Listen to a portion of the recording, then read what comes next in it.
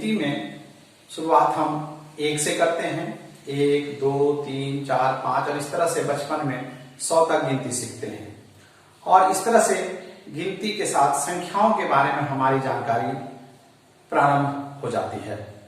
तो वही गिनती में जो संख्या सीखते हैं, जिन संख्याओं से हम काउंटिंग करते हैं, गिनती करते हैं, वो सभी संख्याएं नेचुरल नंबर यानी प्राकृतिक संख्याएं कहलाती हैं। और इसकी शुरुआत कहां से होती है प्राकृतिक संख्या की? 1 से। और 1 से लेकर आप जितना दूर तक गिनती कर सकते हैं वो सभी प्राकृतिक संख्याएं हैं या नेचुरल नंबर्स हैं अंग्रेजी में। इसका संकेत n है। सबसे छोटी प्राकृतिक संख्या क्या है? 1 है। और 1 के बाद आप जितना दूर तक गिनती कर सकते हैं, अनंत तक। यानी सबसे बड़ी प्राकृतिक संख्या के बारे में हम स्पष्ट रूप से कह नहीं सकते कि कितनी बड़ी प्राकृतिक संख्या है, लेकिन छोटी संख्या प्राकृतिक संख्या में क्या है? वो 1 है, हम लोग जानते हैं। प्राकृतिक संख्या के बाद एक और संख्या आती है जिसको हम कहते हैं पूर्ण संख्या, अंग्रेजी में कहते हैं होल नंबर। ये पूर्ण संख्या या होल नंबर क्या है? इसका संकेत अंग्रेजी में W है।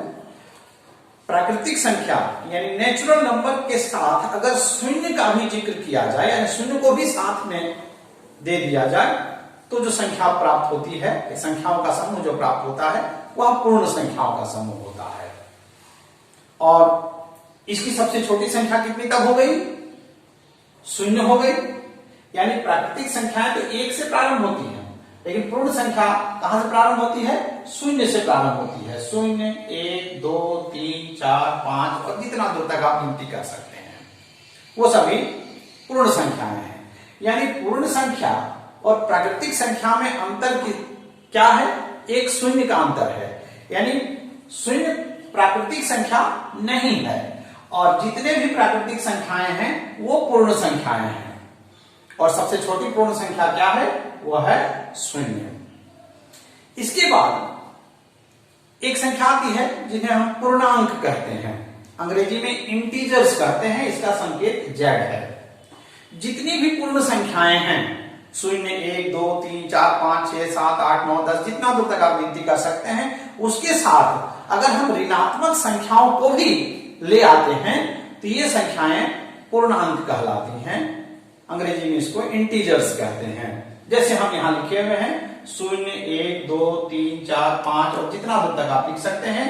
और इधर -1, -2, -3, -4, -5 जितना दूर तक लिख सकते हैं। ये सभी संख्याएं क्या कहलाती हैं?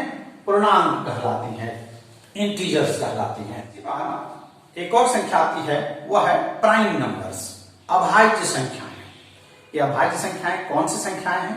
ये वैसे पूर्ण संख्याएं हैं जो 1 से बड़ी हैं और ये संख्याएं केवल अपने से और 1 से भाग लग सकती हैं और किसी अन्य संख्याओं से ये संख्याएं भाग नहीं ले सकती हैं। यानी हम कह सकते हैं इन संख्याओं के 2 फैक्टर्स हैं।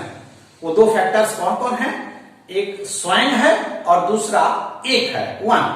यानी ये 2 फैक्टर्स से ही भाग लग सकती हैं, बाकी किसी संख्या से ये संख्याएं भाग नहीं लग सकती हैं। ऐसे संख्याओं को अभाज्य संख्या कहते हैं। सबसे छोटी अभाज्य संख्या क्या है? वो है 2। सबसे छोटी अभाज्य संख्या यानी प्राइम नंबर क्या है? 2। 2 केवल 1 से भाग लगेगी, 1 दूनी 2, और 2 अपने से भाग लगेगा, 2 एकम 2, और किसी और संख्या से तो 2 भाग नहीं लगेगा। यानी 2 क्या है? प्राइम नंबर है, अभाज्य संख्या है। उसी तरह से 3, 5, 7, 11, 13, 17, 19 ये सब जो संख्याएं इस तरह से आप देखेंगे तो ये संख्याएं अभाज्य संख्या हैं जो केवल अपने से भाग लगती हैं और 1 से भाग लगती हैं, किसी और संख्याओं से ये भाग नहीं लग सकती हैं। ऐसे संख्याओं को अभाज्य संख्या या प्राइम नंबर अंग्रेजी में कहते हैं। अब आते हैं कंपोजिट नंबर्स में, इनको भाज्य संख्या कहते हैं। ये कंपोजिट नंबर्स क्या हैं? ये वैसी पूर्ण संख्याएं हैं जो 1 से तो बड़ी होंगी ही, साथ ही इनके 2 से अधिक फैक्टर्स होंगे। यानी अपने से तो ये भाग लगेंगे ही, 1 से तो भाग लगेंगे ही, इसके अलावा किसी और संख्या से भी ये भाग लगेंगे। तो ऐसे संख्याएं जिनके 2 से अधिक फैक्टर्स होंगे ऐसी संख्याओं को भाज्य संख्या या कंपोजिट नंबर्स कहते हैं। यानी इनका अगर गुणनखंड करेंगे तो एक और अपने के अलावा एक और संख्या या उससे अधिक संख्या भी आ सकती है, ऐसे संख्याओं को कंपोजिट नंबर्स कहते हैं। यानी इन संख्याओं का गुणनखंड यानी फैक्टर्स जो होते हैं 2 से अधिक होते हैं। जैसे 4 है, 4 1 से भाग लगेगा, अपने से भाग लगेगा और 2 से भी भाग लगेगा।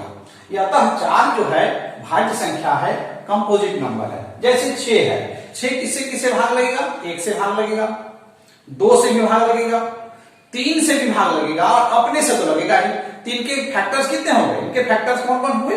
1, 2 भी है, 3 भी है और अपने तो है, यानी इसके 4 फैक्टर्स हो गए। तो ऐसे संख्याओं को भाज्य संख्या कहते हैं जिनके 2 से अधिक फैक्टर्स होते हैं।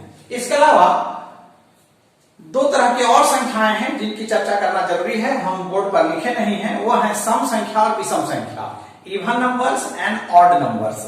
इवन नंबर्स क्या क्या है? सम संख्या, जो संख्याएं 2 से भाग लगेंगी वो सम संख्याएं हैं, इवन नंबर्स है। जैसे 2 से भाग लगने वाली संख्या कौन कौन है?